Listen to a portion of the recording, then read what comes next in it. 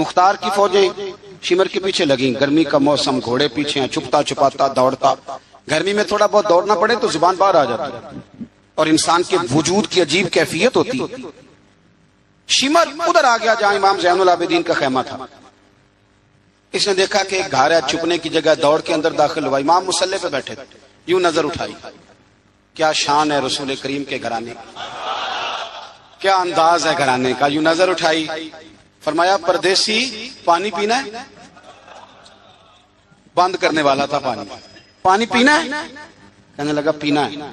شمر کہتے میں سمجھا کہ پہچانا نہیں امام زین العابدین، پہچانا نہیں، وقت بدل گیا، حالت بدل گئی، وہ تاج و تخت والے آج رسوا ہیں۔ امام زین العابدین خود اٹھے، سننا اور یاد رکھنا، اٹھے، پیالے سے پانی، اپنے مٹکے سے پانی پیالے میں ڈالا، پھر ایک پیالہ دیا، پھر دوسرا دیا، اور پیو گے؟ تیسرا دیا۔ شمر کہتے جب میں سیر ہو کے پانی پی لیا نا تو مجھے تو گمان تھا نا پہچانے نہیں، تو میں اجازت لے کے باہر نکلا تو میں نا پانی تو پی لیا پر پانی پانی ہو گیا۔ ہم تو دشمن کو بھی پاکیزہ سزا دیتے ہیں، ہاتھ اٹھاتے نہیں، اسے اس کی نظروں سے گرا دیتے ہیں۔ کہتے ہیں کہ پانی پانی ہو گیا، یار میں نے پانی بند کیا، پیاسے رکھا 3 دن اور مجھے پلا رہے ہیں، شرم آئی اور میں نے کہا مر تو اب جانا ہی ہے، تو زین العابدین سے سچی بات نہ کر لے۔ میں اندر گیا تو امام پھر گردن جھکائے بیٹھے تھے، تو میں نے کہا زین العابدین شاید آپ نے پہچانا نہیں، تو امام صاحب نے نظریں اٹھائی تو آنکھوں میں آنسو تھے۔ فرمایا کیوں نہیں پہچانا؟ جب تو اندر داخل ہوا ہے تو مجھے 6 مہینے کا علی اصغر اسی وقت یاد آ گیا تھا، جب تو اندر آیا ہے تو میرے چچا کے کٹے ہوئے بازوؤں میں جو درد تھا اور میری پھوپھی کی آنکھوں میں جو آنسو تھے مجھے سارے یاد آئے تھے، اور وہ کہاں کربلا اور کہاں دمشق تم نے نیزے پہ لٹکا کے میرے باپ کا جو سار گلیوں میں گھمایا مجھے سارا یاد آیا تھا۔ شمر کہتا میں نے گھبرا کے کہا پھر پانی کیوں پلایا؟ اگر پہچان کہتے تو پانی کیوں پلایا؟ کہتا یوں کر کے آنسو پوچھے امام نے، فرمانے لگے میری مجبوری ہے، میں ساقی کوثر کا نواسا ہوں، میری مجبوری ہے، مجھے پلانا تھا، میں مجبور ہوں، اس لیے کہ مصطفیٰ کا نواسا ہوں۔ انہوں نے ہمیں سکھایا ہے کہ جو پانی نہ دے اسے پیالے بھر بھر کے پلانا چاہیے۔ کدھر گیا میرا اور آپ کا کردار؟ چھوٹے چھوٹے دل، اتنی بات میں جھگڑا، ہو سکتا ہے ساقی صاحب سے بھی بہتراز ہو جاتا اگر سٹیج پہ بڑی کرسی نہ رکھتے، اتنا سا دل بس، ہو سکتا ہے بگڑ جائیں ایک دوسرے سے کہ مجھے بلایا ہی نہیں، نعرے نہیں لگائے، بندہ استقبال کوئی نہیں بھیجا۔ او بھائی یہ تو چھوٹے لوگ اس طرح کی باتیں کرتے ہیں، یہ تو کچی پکی باتیں۔ جو آدمی بڑا ہوتا ہے وہ استقبال سے بڑا نہیں ہوتا، جو بڑا ہوتا ہے وہ بڑی کرسی سے بڑا، جو بڑا ہوتا ہے وہ آگے بیٹھنے سے بڑا نہیں ہوتا، صدر ہی ہوتا ہے، وہ جہاں بھی بیٹھ جائے وہ صدر ہی ہے۔ ان چکروں سے باہر آئیں۔ اہل بیت اطہار کا اسوہ نور، خوبصورتی، بات کو سمیٹنا ہے چونکہ وقت عشاء قریب ہے۔ کیوں نکلے امام حسین یزید کے خلاف؟ یزید تو جامع مسجد دمشق کا خطیب تھا، پتہ ہے آپ کو؟ چلیں اب پتہ چل گیا، داڑھی والا آدمی، علماء جانتے ہیں، جبہ پہنتا تھا بڑا شاندار، حج کے خطبے دیتا تھا، حج کے۔ ہمارے تو حکمرانوں کو سورت اخلاص نہیں آتی، پھر بھی آپ کہہ کے دیکھیں، وہ کہیں گے سب سے زیادہ مذہب کا پتہ ہی مجھے ہے۔ یزید داڑھی والا، پگڑی والا، امامے والا، جبے والا، حج پڑھانے والا، تو امام آپ کو کیا ضرورت پڑی تھی اس کے خلاف نکلے اور اس طرح نکلے کہ بچے قربان کرا دیے؟ تو امام حسین کے سارے خطبے، سارے مدینے سے مکہ، مکہ سے مقام بیضا، وہاں سے کربلا، سارے خطبے وہی خطبہ، پھر دمشق میں امام زین العابدین کا، وہی پھر مدینے میں امام زین العابدین کا۔ امام حسین فرمانے لگے یزید اللہ کی حدوں کو توڑتا ہے، رب کے حلال کو حرام اور حرام کو، آپ کے ملک میں کہا نہیں جاتا کہ مولوی گنجائش نکالیں سود کے بارے میں؟ اتنا بڑا جرم جس کو کہا گیا کہ اللہ رسول سے جنگ ہے، یہ اتنے بڑے حرام کو حلال کرنے جا رہے ہو، کہا یہ اللہ کی حدوں کو توڑتا ہے، نمازیں چھوڑ کے پڑھتا ہے، رنڈیوں کا ناچ دیکھتا ہے، مجرا جو آج کل گند ہر ایک موبائل میں آیا ہے، یہ امام حسین نے یہ خطبہ دیا، فرمایا یہ مجرے دیکھتا ہے، ناچ دیکھتا ہے، عیاشیاں کرتا ہے۔ اور پھر امام حسین نے فرمایا میں نے اپنی آنکھوں سے اسے مدینے میں شراب پیتے دیکھا، فرمایا جو اتنے بڑے کبائر کرتا ہو اس کے ہاتھ میں ہاتھ دے دوں؟ یار سمجھو تو صحیح، امام حسین کا جہاد تو بے حیائی کے خلاف، شراب کے خلاف، امام حسین کا جہاد تو دین کو نافذ کرنے کا، نافذ کرنے، نماز پڑھنے سے یزید منع نہیں کرتا، نافذ کرنے کا جہاد امام نے بچے کٹوا دیے، لیکن الیکشن میں بڑے شرابی کی بڑی فوٹو کے نیچے چھوٹی میری بھی لگی ہو، اور میں سب سے بڑا حسینی، سب سے بڑا یرانے سارے شرابیوں سے، یزیدیوں سے، اور سب سے بڑا حسینی میں، سارا گند ملت کے جوانوں کے موبائلوں میں، لڑکیوں کے کالج کے آگے لڑکوں کا رش، اور بہت ساری بچیاں بیچاری پڑھنا چھوڑ گئیں، کالج چھوڑ گئیں، اس لیے کہ باپ نگرانی نہیں کر سکتا، ڈیوٹی نہیں دے سکتا، اور بھائی یہ سارے حسین کے ماننے والے ہیں، یہی امام علی مقام کے ماننے والے ہیں۔ یہاں اپنے ملک میں اپنی بیٹیاں محفوظ نہیں، ہندوؤں سے خطرہ ہے، یہاں سکھوں سے خطرہ ہے۔ او میرے عزیز یاد رکھ، اگر تو گند دیکھتا ہے، گند کو پروموٹ کرتا ہے، گند کی بات کرتا ہے اور اس بے حیائی کو فروغ دیتا ہے، تو قیامت والے دن امام حسین کا ہاتھ ہوگا، تیرا میرا گریبان ہوگا۔ حضرت علی اکبر میدان محشر میں کھڑا کر کے سوال کریں گے کہ میں نے بازو کٹوا دیے اور تیرے ہاتھ چلتے رہے گندگی کے لیے، اس کو پرموٹ کرتا رہا۔ حضرت علی اکبر سوال پوچھیں گے، نوجوانوں یاد رکھنا، نوجوان وہ نہیں ہوتا جو کہتا ہے کہ میں جدھر جاتا ہوں تو ادھر میں ہی میں ہوتا ہوں، مرضی سے سوتا ہوں، مرضی سے اٹھتا ہوں، مرضی سے کھاتا ہوں، 15 لڑکیوں کے میرے موبائل میں نمبر ہیں۔ یہ جوانی نہیں، یہ تو کمزوری ہے آپ کی، یہ تو نفس کی غلامی ہے۔ جوان تو وہ ہوتا ہے جتنا قد اونچا ہو اتنی نظریں جھکی ہوئی ہیں۔ جوان تو وہ ہوتا ہے جتنا زیادہ اللہ قوت دے، اپنے سارے معاملات کو، اپنی عقل کو، اپنی قوت کو وہ در رسول کا غلام بنا دے۔ محمد بن قاسم آئے یہاں لڑنے کے لیے، راجہ دہر سے مقابلہ، 17 سال کا نوجوان، کتنے سالوں کا بول کے بتائیں؟ 17.5 سالہ دا منڈا کی کر لیندہ ویسے، برگر کھانے کے علاوہ، گھر میں لڑائی کرنے کے علاوہ۔ اور یہ غلطی ہماری ہے، ہمارے ہاں کوئی بڑا نہیں ہوتا، جب بچہ ہوتا ہے تو کہتے ہیں ابھی بچہ ہے، اس لیے غصہ کرتا ہے، اور جوان ہو جائے تو کہتے ہیں خون گرم ہے، بوڑھا ہو جائے تو کہتے ہیں انہیں پتہ ہی نہیں لگتا۔ تے سیانے ہونے دی کیڑی عمر ہے جی، وہ بھی بتا دیں، اس کا بھی کوئی بہانہ بتائیں، کب سمجھدار ہوگا؟ 17 سال کا نوجوان، عشق لگا سی کھیڈاں کھیڈ دی نو، تو پھر کھیڈاں بھول گئیاں، کجل پایا سی یار دے ویکھنے نو، پھر او دی یاد وچ روندیاں ہی ڈول گئیاں۔ حیدر شاہ اس گلی کدے نہ رول دی، پر ہن تے رول گئی۔ محمد بن قاسم آئے تو ایک بزرگ نے دیکھا محمد بن قاسم بڑے پریشان ہے، کہنے لگے پتر خیر ہے؟ تو کہنے لگے حضور نہ تو رسموں کا پتہ ہے ہندوستان کے، اور سنا ہے راجہ دہر کی فوج بھی بڑی مضبوط ہے، کیسے لڑوں گا؟ کہنے لگے بیٹے تو ہمت کر، میں دعا کروں گا، اللہ تیری مدد کرے۔ چند دنوں کے بعد وہ بزرگ پھر ملے تو محمد بن قاسم بڑے حشاش بشاش، تو بزرگ کہنے لگے آج بڑے حشاش بشاش ہو، خیریت ہے؟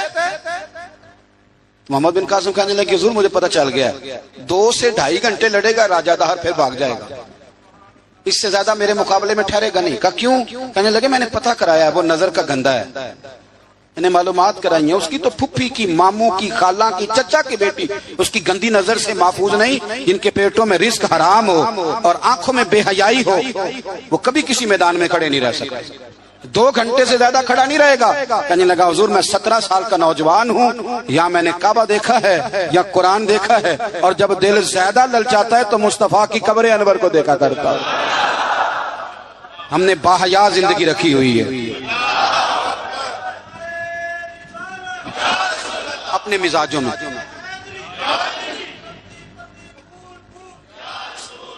سنیں جی، اللہ جزائے خیر، سنیں، امام حسین نے نا سر سجدے میں کٹایا اور تلاوت نیزے کی نوک پہ بھی جاری رہی۔ آج محفل سے جانے کے بعد جس نے 2 نفل نہیں پڑھنے اور سپارہ قرآن پاک کا نہیں پڑھنا، مجھے یہ لگتا ہے کہ اس نے بھی محفل کا مزہ نہیں چکھنا۔ کم از کم اتنا تو کرو یار کہ کسی پارہ روز کا۔ حضرت عبداللہ ابن زبیر امام حسین کی شہادت پر تقریر کر رہے تھے اور فرما رہے تھے تم نے کوفیوں ظالموں اس کو شہید کر دیا جو 3 دن سے پہلے قرآن پاک ختم کیا کرتے تھے، اور میں جب بھی دن میں انہیں ملتا تھا انہوں نے روزہ رکھا ہوا ہوتا۔ 3 دن میں قرآن ختم کریں تو روز کے کتنے سپارے بنے؟ تو میں اور آپ کتنے پڑھتے ہیں؟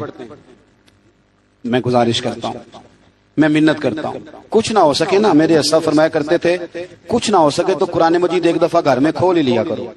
فرماتے تھے اس کے صفوں سے ایسا نور نکلے گا کہ تمہارا گھر روشن ہو جائے گا، اسے کھول ہی لو۔ قرآن سے پیار کرو، اسلام سے پیار کرو، دین کو اپناؤ۔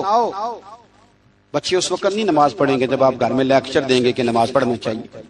آپ مصلی بچھا لیں، 1.5 سال کا بچہ بھی آپ کے ساتھ کھڑا ہو جائے، اس کو پتا کوئی نہیں نماز کیا ہے، پر ابا پڑھ رہا ہے تو وہ انشاءاللہ پڑھے گا۔ ماں سویرے قرآن مجید کھول لے، 3 سال کی بیٹی جس کو کچھ نہیں آتا وہ بھی سکاف لے کے نا اور سپارہ لے کے الف با تا سا پڑھے گی۔ او میرے بھائی، پھر وہ جب 3 سال کی بیٹی اپنے باپ کے لیے ہاتھ اٹھا کے دعا مانگے گی نا تو مجھے لگتا ہے اللہ رحمتوں کے سارے دروازے کھول دے گا۔ اس لیے اپنی زندگی کو سجائیں، سنواریں۔ محبتیں تقاضا کرتی ہیں کہ محبوب کو تحفے دیے جائیں، محبتیں تقاضا کرتی ہیں کہ محبوب کے لیے قربانی دی جائے۔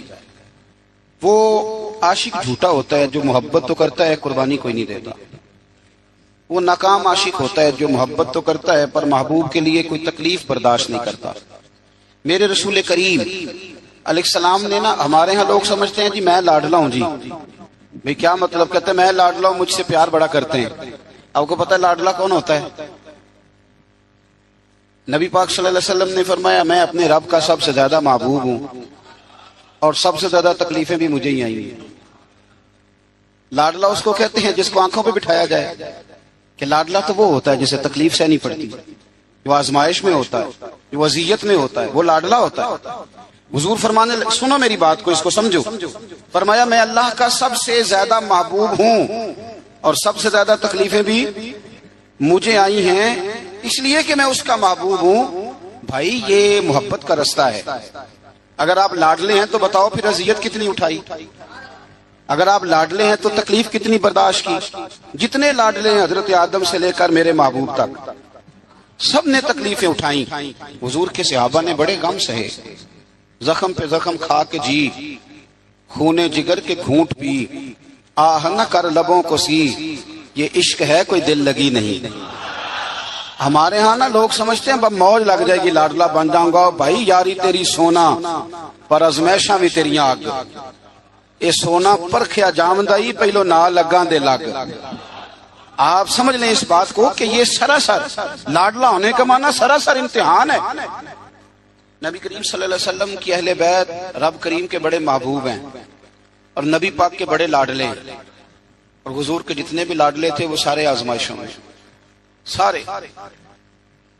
لاڈلا وہ پیر صاحب کا بیٹا ہوتا ہے جو کرتا کراتا کچھ نہیں، وہ مادرزاد ولی ہے جی، لاڈلا ہے۔ مطلب کیا کہتے ہیں یہ کچھ بھی نہیں کرتا، 4-5 بندے ہوتے ہیں جو اس کے جوتے اٹھاتے ہیں، ٹیشو پکڑتے ہیں، آگے پیچھے دوڑتے ہیں، یہ لاڈلا ہے۔ لاڈلا تو وہ ہے جس کو درد ہو، جس کو آزمائش ہو، جس کو تکلیف ہو، جو نکلا ہوا ہو، جو کچھ کر رہا۔ نبی پاک علیہ السلام کے اہل بیت لاڈلے، سیدہ عائشہ صدیقہ فرمایا کرتی تھی حضور کی ازواج میں سے حضور کو سب سے زیادہ پیار سیدہ خدیجہ الکبریٰ کے ساتھ تھا۔ سیدہ خدیجہ الکبریٰ رضی اللہ تعالی عنہا مومنوں کی مائیں ہیں۔ حضور علیہ السلام سے نکاح ہونے سے پہلے وہ مکے کی ملکہ شمار ہوتی تھی۔ سونا ہے، چاندی ہے، تجارت ہے، کاروبار ہے، گھر ہے، ہر چیز۔ آپ فرماتی ہیں 20 کنیزیں میرے پاس ہوتی تھی، میں نے کبھی پانی کا پیالہ بھی اٹھ کے نہیں پیا تھا، اور پھر میں لاڈلی ہو گئی نبی پاک کی، پھر لاڈلی ہو گئی، پھر حضور کی نظر کرم مجھ پر پڑی، پھر محبوب کریم علیہ السلام نے مجھے قبول فرمایا، اور پھر رنگ کیا بنا۔ ظہر کے وقت ابن اسحاق کہتے ہیں ظہر کے وقت نبی کریم کی بارگاہ میں ساری دولت، ساری کنیزیں، سارے غلام حضرت ختیجہ نے دیے ظہر کے وقت۔ عصر سے پہلے پہلے میرے نبی نے سارا کچھ تقسیم فرما دیا۔ یہ بطور مثال بیان کرتے ہیں، فرماتے ہیں یوں سمجھو کہ ظہر کے وقت دیے اور عصر سے پہلے پہلے حضور نے بانٹ دیے۔ وہ بی بی جس نے کبھی بھی پانی کا پیالہ نہیں پیا تھا، پھر وہ گھر میں جھاڑو دیتی، پھر وہ چولہے میں آگ جلاتی، اور پھر وہ خاتون، دیکھیں نا بندہ غریب سے امیر ہو جائے تو گزارا ہو جاتا ہے، اور امیر سے غریب ہونا پڑ جائے بڑی مشکل ہوتی۔ حضرت خدیجہ الکبریٰ نا باورچی خانے سے کھانا پکا کے نکلی، چولہا جلایا، اور جب نکلی تو 17 پیبند تھے پورے وجود پر کپڑوں کے۔ تینوں لب دیاں آپ گواچے، سانو اپنی خبر نہ کوئی، ساتھوں پارے نہیں ککھ گلیاں دے، ان تے سانو آخ دے لوگ شدائی، ننگ نموس دا ساڑ کے چولا، گل پہنے تاج گدائی، او سجنا اپنا آپ گوایا ہے تاں یار نے چاتی پائی۔ نبی کریم صلی اللہ تعالی علیہ وسلم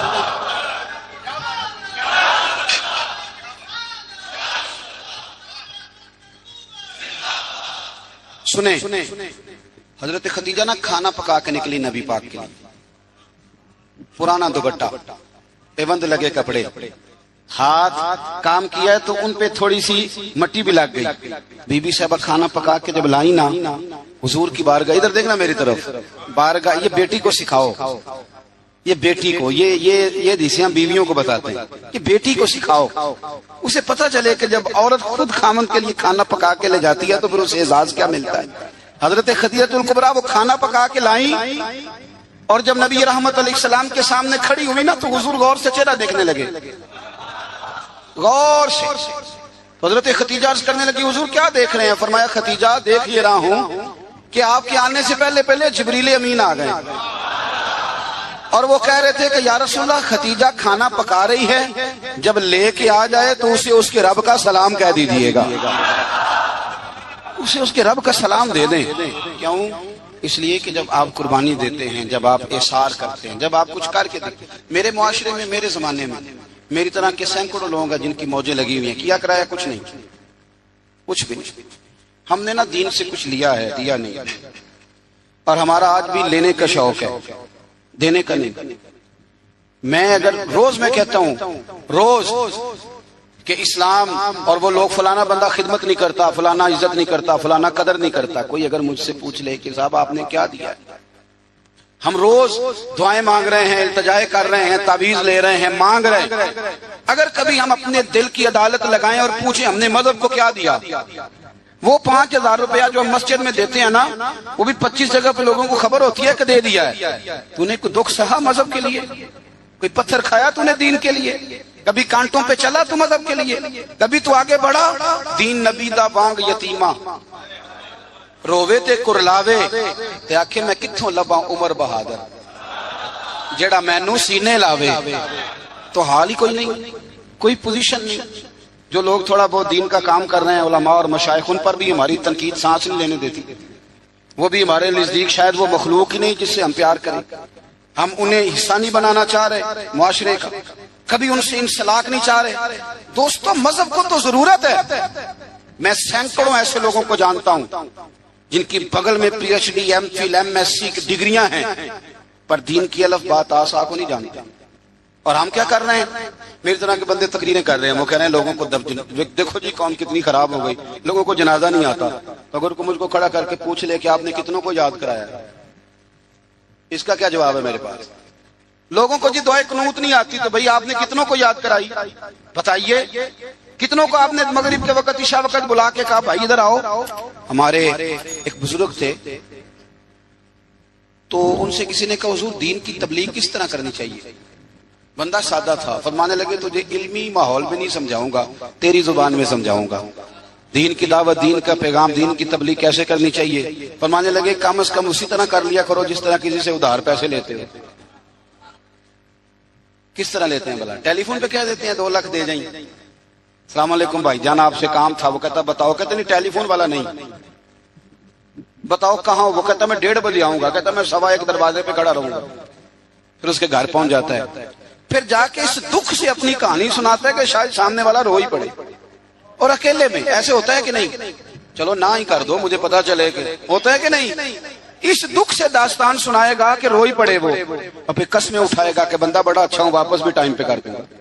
جب اپنے حق میں قائل کرنا ہو تو اس کے پاس درجنوں طریقے، اور اگر اللہ رسول کے حق میں قائل کرنا ہو پھر پتہ کیسے تبلیغ ہوتی ہے؟ دروازے پہ ایک بندہ کھڑا ہے، یہ نماز پڑھنے آ رہا ہے تو اس کو کہتا ہے وہ پڑھ لے کر نماز دینے پیسے کتنے کر دینی، یہ دعوت دے رہا ہے نماز کی۔ وہ کیا کہتا ہے؟ کہتا ہے جا تو اپنی قبریں پہنا ہے، میں اپنی قبریں پہنا۔ اس طرح دعوت ہوگی دین کی، اس طرح پیغام پھیلے گا۔ کہ جب ہم نعرہ لگاتے ہیں نا تاجدار ختم نبوت زندہ باد، یہ عقیدہ ہے، یہ اسلام کی اساس ہے۔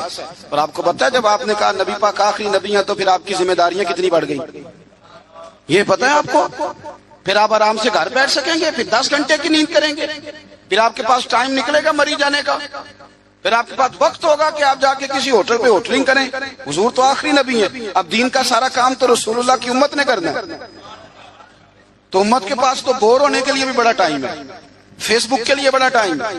بھائی جتنے محبوب تھے، جتنے پیارے تھے، انہوں نے قربانیاں دی۔ سیدہ طیبہ طاہرہ حضرت فاطمہ الزہرا، یارو کائنات میں اتنا پیار۔ حضور کی 4 بیٹیاں ہیں، یہ چھوٹی تھی، جتنا پیار میرے نبی نے سیدہ سے کیا ہے. کہ لوگوں اس کو الگ نہ سمجھنا، فاطمہ تو بدعت منی، یہ میرے جگر کا ٹکڑا ہے، میرے وجود کا حصہ ہے، الگ نہ سمجھنا. لیکن جتنی تکلیف حضرت فاطمہ نے اٹھائی ہے، توجہ ہے میری بات پر. کسی نے پوچھا بی بی صاحبہ گھر سے کب نکلی پہلی دفعہ، کب نکلنا پڑا؟ تو حضرت فاطمہ رو پڑی، فرمانے لگی میری والدہ وصال کر گئی تھی، جناب ابو طالب کا انتقال ہو گیا. مجھے کسی نے آ کے خبر دی کہ فاطمہ حضور حرم کعبہ میں سجدے میں تھے اور کفار نے اونٹ کی وزنی اوجڑی، اونٹ کی اوجڑی وزنی ہوتی ہے، وہ لا کے حضور کے کندھے پہ رکھ دی ہے. مولا علی بھی مکے میں موجود نہیں، جناب صدیق اکبر بھی نہیں. تو فاطمہ چلو ذرا. تو حضرت فاطمہ کہتی ہیں چھوٹی سی عمر میں دوپٹہ اوڑھ کے، گویا برقع پہن کے میں گئی، اور فرماتی ہیں پھر جا کے میں نے رسول کریم کے سر اقدس سے اوجڑی اتاری. یہ شہزادی ہیں، یہ کائنات کی مالکہ ہیں، یہ جنتی عورتوں کی سردار ہیں، اور ان کی آزمائش تو دیکھو. فرماتی ہیں میں نے وہ اوجڑی اتاری، پھر حضور کو انگلی تھام کے میں لائی آب زمزم کے کنویں پر، پھر میں نے رسول کریم صلی اللہ تعالی علیہ وسلم کے سر اقدس پر زلفوں پر پانی ڈالا، پھر میں نے دھویا. اور کہتی ہیں جب میں نے نظر اٹھائی تو حضور رو رہے تھے. جب حضور روئے تو میں کھل کے روئی. تو پھر میں نے دعا کی، اللہ جس نے میرے بابا کو تکلیف دی انہیں تباہ و برباد کر دے. سجدہ فرمایا کرتی تھی جن کے لیے میں نے اس دن دعا کی تھی سارے بدر میں مارے گئے، بدر میں مارے گئے. ان کی تکلیف دیکھو. کون اتنا غریب ہے اس مجمع میں جس کی بیٹی اتنا کام کرے کہ ہاتھوں پہ چھالے پڑ جائیں؟ ہیں ویسے سب کی بچیاں دکھی، جس کو آپ ٹٹولیں گے وہی کہے گا دماد بڑا ظالم ہے، میری بیٹی تو لاڈوں میں پلی ہوئی تھی. ہے کوئی اتنا غریب جس کی بیٹی اتنا کام کرے کہ ہاتھوں پہ چھالے پڑ جائیں؟ پر سیدہ فاطمہ نے اپنے گھر میں مٹی گوند کے لیپا پوتی بھی کی. سیدہ فاطمہ نے چکی پیسی. چکی میرے ملک میں جس کو سزا ملتی ہوتے چکی پیسنے پہ لگاتے ہیں. بی بی صاحبہ نے چکی پیسی. کیا دیتے ہو، سن لیتے ہو. کبھی پتہ ہے آپ کو کہ خاتون خامہ واشنگ مشین پر کپڑے دھوتی ہے تو رات کو کہتے ہیں 2 گولیاں لا دو پیناڈول کی، بڑی تھک گئی. وہ بھائی چکی پیس کے کھانا پکایا اور ایک وقت کھایا تو ایک وقت بھوک کاٹی، اذیت اور تکلیف میں وقت گزارا. حضرت مولا علی کا جب نکاح ہوا تو اپنا مکان کوئی نہیں تھا، مسجد میں سوتے تھے. حضرت عرصہ بن نعمان کا مکان محبوب نے لے کر دیا، اس میں وقت گزارا. تکلیفیں ہیں، آزمائشیں ہیں، لیکن جب دین کو کچھ دینے کی باری آتی ہے. حضرت سیدنا سلمان فارسی فرماتے ہیں نبی کریم علیہ السلام کے پاس مہمان آیا تو حضور علیہ السلام نے فرمایا میرے گھر میں ظاہری طور پر کچھ نہیں، جاؤ کہیں سے پتہ کرو. جناب سلمان فارسی فرماتے ہیں میں حضرت علی کے دروازے سے گزرا تو مولا علی پوچھنے لگے خیریت ہے؟ میں نے کہا مہمان آیا ہے. توجہ ہے میری بات پر؟ سمجھ آ رہی ہے آپ حضرات کو؟ مہمان آیا ہے، اس کے پاس کھانے کو کچھ نہیں. تو کہتے ہیں میں مولا علی سے باتیں کر رہا تھا تو سیدہ فاطمہ اندر سن رہی، کہنے لگی علی انہیں روک لو، انہیں روکو. تو مولا علی پلٹ کے کہنے لگے فاطمہ 4 دن سے تو بچوں نے کچھ نہیں کھایا. فرمایا ان کی خیر ہے، مہمان کے لیے میرے پاس ہے. وَيُكْسِرُونَ عَلَىٰ أَنفُسِهِمْ وَلَوْ كَانَ بِهِمْ خَصَاصَةٌ، ان کے لیے میرے پاس ہے. کہا کیا؟ فرمایا گھر میں ایک بستر پڑا ہے، میں کون سا کبھی کبھار تو استعمال کرتی ہوں، جاؤ کسی کے پاس گروی رکھ دو یا بیچ دو. او یارو کب ایسا ہوتا ہے، لیکن قربانی ہوتی ہے. حضرت سلمان فارسی کہتے ہیں میں شمون یہودی کے پاس لے کے گیا. توجہ ہے نا میری بات پر؟ میں نے کہا یہ گروی رکھ لو یا خرید لو اور ہمیں ایک مہمان کے لیے 3 وقت کا کھانا دے دو. تو کہتے ہیں وہ خوشبو سونگ کے کہنے لگا کہاں سے آیا ہے؟ میں نے کہا مولا علی کے گھر سے. کہتے ہیں وہ دوڑ کے اندر گیا، پھر آیا، پھر گیا، پھر آیا. 3ری دفعہ واپس آیا تو اس کے ہاتھ میں کچھ صفحے تھے. میں نے کہا یہ کیا ہے؟ کہنے لگا میں نے تورات میں پڑھا تھا کہ محمد صلی اللہ علیہ وسلم اور اصحاب محمد آخری محبوب کا طریقہ یہ ہوگا، ان کے غلاموں کا طریقہ یہ ہوگا کہ وہ اپنی جان پر بوجھ برداشت کر کے بھی غیروں کی مدد کریں گے. میں نے ساری نشانیاں دیکھ لی تھی، آج یہ نشانی بھی پوری ہو گئی. سودا بھی لے جا، کمبل بھی لے جا اور مجھے بھی لے جا تاکہ جا کے میں مصطفیٰ کا کلمہ پڑھ لوں، حضور کا غلام ہو جاؤں. بھائی قربانی، اظہار، کچھ دینا، دین کے لیے کچھ کرنا، اپنی خدمات کو پیش کرنا اور مخلص ہو کر، خالص ہو کر. یہ بہت زیادہ پوسٹر چھپتے ہیں نا جب ہمارے، اب ہم تو منع میری نہ کر سکتے. 20 30 آدمی یک وقت ویڈیو بناتے ہیں تو کسی وقت نہ شیطان حملہ بھی کرتا ہے. وہ کہتا ہے دیکھا کتنی بلے بلے، اس شہر میں بھی اتنے لوگ تھے، فلانی جگہ بھی. یہ بڑی مصیبت ہے. آپ کو اپنے آپ کو روک کے رکھنا، کہیں کھڑا کرنا، یہ ایک بہت بڑی آزمائش ہوتی ہے. اس لیے ملا رومی نے پورا کلام لکھا ہے. وہ کہتے ہیں زوال والے پر تو آزمائش ہی کوئی نہیں ہوتی، آزمائش تو ہوتی عروج والے پہ، زوال والے کو کیا. لیکن کبھی کبھی اکیلے بیٹھ کے سوچتے ہیں کہ اتنا کچھ لے لیا ہے تو مذہب کو دیا کیا، ہم نے دیا کیا. آپ یقین کریں مذہب پر جو نظریاتی حملے ہیں، نظریاتی، آپ کی سوچ سے زیادہ ہیں. جو فکری حملے ہیں، فکری، ہر چوتھا آدمی اٹھ کے سوال جواب کر رہا ہے. چوتھا آدمی، میں دیانتداری سے کہتا ہوں، ذمہ داری سے، جتنے عوام کو میں جانتا ہوں وہ دل پہ ہاتھ رکھ کے آج بھی ان کو انشراح صدر ہی نہیں. آج تک بہت سارے لوگ ایسے ہیں جو آج تک دل سے اس بات پر راضی نہیں کہ ملک میں نظام مصطفیٰ نافذ ہو جائے. میں حکمرانوں کی بات نہیں کر رہا، میں اپنی اور آپ کی کر رہا ہوں. کتنے فیصد لوگ ہیں جو یہ چاہتے ہیں؟ سوال ہی نہیں پیدا ہوتا. ہمارا مزاج ہی نہیں ہے، انشراح صدر ہی نہیں لوگوں کو نصیب. کتنے لوگ ہیں جو کہتے ہیں کام چل رہا ہے بس چلنے دو. دین کے لیے خدمات کرنا، اپنا پیش کرنا، دو لفظ بول کے تائید کرنا، کسی مسجد سے پیار کرنا، کسی مدر. یہ ہمارے یہاں زلزلہ آیا کشمیر میں، ایک مدرسہ بھی ٹوٹ گیا، 25-26 بچے زخمی ہوئے. جتنی تنظیمیں انسانی حقوق کی گئی ہیں وہ آپ کو سب زخمیوں کے سرانے کھڑی نظر آئیں گی، طالب علموں کے سرانے نہیں. جتنا استحصال مدرسے کے بچوں کا کیا جاتا ہے، جتنا چھوٹا اور ہلکا انہیں جانا جاتا ہے، اسی مسجد میں جس میں یہ اعلان ہو رہا ہوتا ہے نا کہ مسجد کے بچوں کے، مدرسے کے بچوں کے پیروں تلے فرشتے پر بچھاتے ہیں، اسی مسجد کی کمیٹی نے مدرسے کے بچے کے سر پر کھال بھی رکھی ہوئی ہوتی ہے. بھئی اس کے پیروں کے نیچے فرشتے نے پر بچھایا، تو نے اس کی گردن پہ کھال رکھ دی. غور تو کرنا، اس کا احساس کتنا تھا، تو نے کہاں کھڑا کر دیا. میرے بھائی، دین کا وہ وقار، دین کا وہ احساس، دین کی وہ شان. میں تکلیف سے بات کرنے لگا ہوں، تکلیف سے. ادھر دیکھو میری طرف، خالی پاکستان ہے کہ اسلامی جمہوریہ؟ چلیں آپ ہی نہیں اتفاق کر رہے تو آگے کیسے جانا ہے؟ بولے ہی نہیں آپ. کیا نام ہے ملک کا؟ بولیں. جب آپ کی وفاقی کابینہ کی میٹنگ ہو رہی ہوتی ہے تو کتنے علماء بطور مشیر بیٹھے ہوتے ہیں؟ کتنے؟ کبھی کوئی ایسا تذکرہ ہوا ہے؟ آپ کیا اس مکتبے کی یہ جو شعبہ زندگی علماء والا، اس کی آپ ضرورت نہیں محسوس کرتے کہ یہ بتائیں کہ یہ جو بل پاس ہونے لگا ہے اس کے بارے میں نبی پاک کا طریقہ مبارکہ کیا ہے، حضور کے ارشادات عالیہ کیا ہیں، دین کا منشا اس کے بارے میں کیا ہے؟ ہمارا مزاج نہیں، ہمارا ذوق نہیں. میرے عزیز، دین کے لیے کچھ کرنا، اپنے مذہب کو سپورٹ کرنا، اس کی فکری سرحدوں کی حفاظت کرنا. میں بکری بکری سوچے دیکھتا ہوں نوجوانوں کی، اور بہت سارے بچے آ کے کہتے ہیں حضرت جی دلوں میں ایسے خیالات آتے ہیں اگر زبان پہ لائیں تو شاید لوگ ہمیں قتل کر دیں. وجہ کیا ہے؟ وجہ یہ ہے کہ ایک منظم سازش کی گئی، ایسی باتیں چھوڑی گئی جنہوں نے ذہنوں میں انتشار پیدا کیا، جنہوں نے لوگوں کو تباہ کیا. میرے رسول پاک سید عالم صلی اللہ علیہ وسلم کے خاندان نے کمال قربانی دی. ایک شخص نے آگے بڑھ کے، کیوں بھلا؟ اس لیے کہ انہیں سمجھ آ گئی تھی مصطفیٰ کا نظریہ بڑا ہی سچا ہے. جب تک یقین کامل نہیں ہوتا تب تک قربانی نہیں دی جا سکتی. اور پھر ان لوگوں نے نا دین کو اپنے اوپر طاری کیا.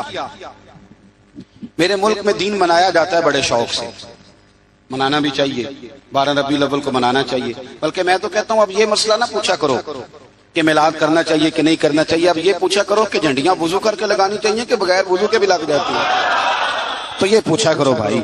اب آگے بھی بڑھو کہ ساری زندگی یہی رہنا ہے. 7 پوچھتے ہو گئی، 10 پوچھتے میلاد منا رہے ہیں ہم لوگ، ابھی تک پوچھ رہے ہیں لوگ ہر ربیع الاول میں. تو بھائی کھل کے مناؤ. لیکن یارو، ایک شخص نا انڈیا کا 10 سال وزیر اعظم رہا، پگڑی والا تھا، سکھ، 10 سال. سڈنی میں ایک سربراہ کانفرنس منعقد ہوئی تو سکھ سے کسی نے پوچھا کہ یہاں سارے پینٹ کوٹ والے ہیں، تو داڑھی پگڑی میں عجیب نہیں لگتا؟ اور اب عام آدمی نہیں تھا، پی ایچ ڈی تھا، پڑھا لکھا تھا. سنو، کہنے لگا منسٹریاں تو آتی جاتی رہتی ہیں پر گرو کا دھرم کون چھوڑے؟ تو شادی پہ ہی ٹوپی چھوڑ جاتا ہے، تو پگڑی پہ ہی سنت، تو برات والے دن ہی سنت بھول جاتا ہے، تجھے یاد ہی نہیں رہتا. یعنی کول ہو گئے تو مولوی منگاؤ، 10 آیا تو نعت خواں بلا لو، 6 آیا تو قاری صاحب. کیوں جی؟ دکھ کا موقع ہے. اور جب خوشی کا موقع ہو، سکھوں کا رشتہ اللہ رسول سے نہیں. تازہ کا حج کر کے حاجی صاحب آئے ہیں، تازہ، اور ان کے بچے کی شادی ہے تو ان سے پوچھا حاجی صاحب وہ مہندی والے دن بچوں نے بڑی تباہی کہتے میں تے ڈیرے تے میں نہیں پتا منڈے کی کردے سن، حج بھی کیتی جاندے ہو تے لہو بھی پیتی جاندے ہو، کھو کے مال یتیماں دا تے بھیج مسیتی جاندے ہو، ਫੱਟ ਦਿਲਾਂ ਦੇ ਸੀਂਦੇ ਨਹੀਂ ਤੇ ਟੋਪੀਆਂ ਸੀਤੀ ਜਾਂਦੇ ਹੋ, ਨਫਸ ਤੇ ਛੁਰੀ ਫੇਰਦੇ ਨਹੀਂ ਤੇ ਦੁੰਬੇ ਕੀਤੀ ਜਾਂਦੇ ਹੋ, ਫਰਜ਼ ਭੁਲਾਈ ਬੈਠੇ ਹੋ, ਨਫਲਾ ਨੀਤੀ ਜਾਂਦੇ ਹੋ, ਉਹ ਦੱਸੋ ਤੇ ਸਹੀ ਬੁੱਲੇ ਸ਼ਾਹ ਨੂੰ ਇਹ ਕੀ ਕੀਤੀ ਜਾਂਦੇ ਹੋ, وہ دسو تے صحیح بلے شاہ نو ایک ہی کیتی جاندے ہو. او صاحب دین کا یہ معیار ہے، کھول کے مناؤ تو اپنانا کس نے؟ وہ کسی اور سے جا کے کہیں داڑھی رکھ لے. میرے پاس ایک صاحب جمعہ پڑھنے آتے تھے تو چھوڑ گئے. کچھ دنوں کے بعد ایک جگہ مجھے مل گئے، کہنے لگے میں جمعہ پڑھنے نہیں آ رہا، آپ نے پوچھا ہی نہیں. میں نے کہا جب آپ نے شروع کیا تھا تب بھی میں نے نہیں پوچھا تھا کہ کیوں شروع کیا. میں نے تو نہیں پوچھا تھا، مرضی سے شروع کیا تھا آپ نے. چھوڑ گئے تو تب بھی مجھے نہیں پوچھنا چاہیے تھا. ٹھیک ہے آپ کی موت ہے، چلو اگر آپ کا ارادہ ہے کہ میں پوچھوں تو بتائیں کیوں چھوڑ گئے. کہنے لگے آپ ہر جمعہ داڑھی کی بات شروع کر دیتے، مطلب کوئی بندہ مس بھی کر دیتا ہے. میں کہ تو نہیں مڑیا میں نے موڑ چڑھیا، یعنی داڑھی نہیں رکھی جمعہ چھوڑ دیا ہے. کہتا ہر جمعہ داڑھی کی بات. میں نے پھر اس سے کہا، میں نے کہا داڑھی کس کے نبی کی سنت بول کے بتائیں. تو کس کو کہہ رکھنے کا؟ کسی پڑوسی کو، کسی اور مذہب والے کو. اور کچھ کو کسی نے کان میں بتایا کہ چھوٹی سے بھی کام چل جاتا ہے، داڑھی کا وزن ہوتا ہے. بولیں کبھی کسی نے آپ کو کہا کہ داڑھی میری بہت بڑی ہے تو میرے کندھے تھک گئے، تو رکھی ہے تو چھوٹی بھی رکھنی ہے تو بڑی تو میرے محبوب کا طریقہ ہے. ایک مٹھی داڑھی کے بغیر تو گزارا ہی نہیں. رکھ جو لی تو چھوٹی کا کیا مانا ہوگا؟ ویسے بھی جو حسن اور نورانیت مٹھی داڑھی میں پایا جاتا ہے. آپ کبھی تجربہ کر کے دیکھ لیں. آپ سفید داڑھی کو ایک طرف کھڑا کریں اور سیٹھ کو، نواب کو جو بیوٹی پارلر سے کلین شیو کرا اسے دوسری طرف کھڑا کریں. سلوٹ کرنے کو اسی کو دل چاہے گا جس کی داڑھی سفید ہو. ہاں اور سنو بخاری مسلم کی حدیث، میرے رسول کریم سید عالم نور مجسم شفیع معظم صلی اللہ علیہ وسلم نے فرمایا. حضور فرمانے لگے، نبی کریم فرمانے لگے، لوگوں جس نے 3 لوگوں کی عزت کی. یا رسول اللہ کس کی؟ فرمایا عدل کرنے والے بادشاہ کی، قرآن کے عالم کی، اور سفید داڑھی والے مسلمان کی. فرمایا جس نے ان تینوں کی عزت کی سمجھے میں نے اپنے رب کا حیا کیا ہے. اتنی بڑی بات کر دی نبی کریم نے، اتنی بڑی بات. تھوڑی محبت. اہل بیت نے نا دین کے لیے قربانیاں دی اور پھر دین کو اپنایا. بڑے میٹھے اخلاق تھے اہل بیت کے، دل میں بڑی صفائی، طبیعتوں میں بڑی مٹھاس، معاف کرنے کا بڑا ہی جذبہ، معاف کرنے کا بڑا. ہم تو بدلہ لے رہے ہیں. اوہو پنچایت میں کبھی صلح کر بھی لیں تو معافی نہیں دیتے، کہتے ہیں اب تو چودھری صاحب کہہ رہے ہیں مان جاتا ہوں، پھر جب میرے قابو آئے گا نا تو معافی نہیں دیتے، صلح کر لیتے ہیں کسی کے کہنے پر. نفسیاتی طور پر ہم بڑے ڈسٹرب اس لیے ہیں کہ ہم بے سکون رہتے ہیں جان بوجھ کے، وجہ ہی کوئی نہیں. دیکھنا جب تک زندگی ہے اللہ نے زندہ رکھنا ہے، اور جب وقت آ جانا ہے تو پھر کوئی ہمیں بچا سکتا